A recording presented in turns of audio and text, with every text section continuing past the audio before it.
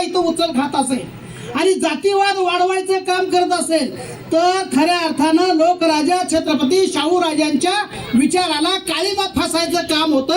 आणि मग राजांच्या जिल्ह्याला शाहू राजांच्या जिल्ह्याला जर का कोण कलंकित करत असेल आणि ज्यांनी सर्व धर्म संभाव म्हणून काम करायचा विडा उचलला असेल त्यांना निव्वळ एका गोकुळसाठी बदनाम करायचं धोरण आखलं असेल तर त्याला भोसले साहेब सगळ्यांनी सडेतोड उत्तरं द्यायला पाहिजेत। त्या 700 मंदिरांची यादी त्याला पाठवायला पाहिजे।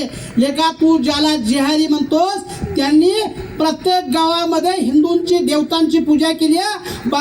आमच्या बाळूमामा पासून ते अगदी सगळ्या पूजेला बसायचं काम नामदार हसन साहेब मुश्रीफ करतात।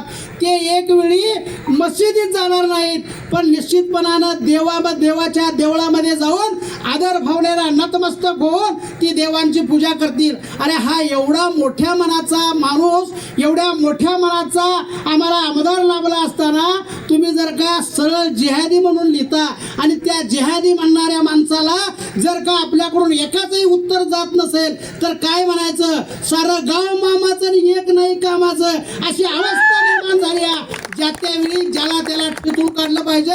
भूमिका राजकारणाची नाही, हिथं जातीवाद पेरला जातो, हिथं छत्रपती शाहू महाराजांच्या विचाराचा हिथं खून केला जातो आणि छत्रपती शाहू महाराजांच्या विचाराचा खून होत असेल आणि आम्ही सगळे जर का बघत बसत असू तर तो खऱ्या अर्थानं शाहू फुले आंबेडकरांच्या विचाराला काळीमा फासलेल्याचं काम आहे। आणि म्हणून भोसले साहेब, इंद्रजित पाटील साहेब, मनोज फराटे साहेब तुम्हाला सगळ्यांना विनंती आहे की आपण एक गोष्ट ध्यानात ठेवायला पाहिजे की कदापि इथं जातीवाद वाढता कामा नये, कदापि हा जिल्हा कलंकित होता कामा नये। लोकराजा छत्रपती शाहू राजांनी जी आपणाला शिकवण दिली, छत्रपती शिवाजी महाराजांनी जी आपल्याला शिकवण दिली, डॉक्टर बाबासाहेब आंबेडकरांनी ज्या विचारानं हे संविधान दिलं त्या संविधानाचा जर का जातीवादी विचाराच्या माध्यमातून जर का निपात होत असेल, म्हणजे मोडून काढायचं काम करत असेल तर आपणाला निश्चितपणानं या गोष्टीवर विचार करणं काळाची गरज आहे। आणि म्हणून डॉक्टर बाबासाहेब आंबेडकरांच्या विचाराचं संविधान आहे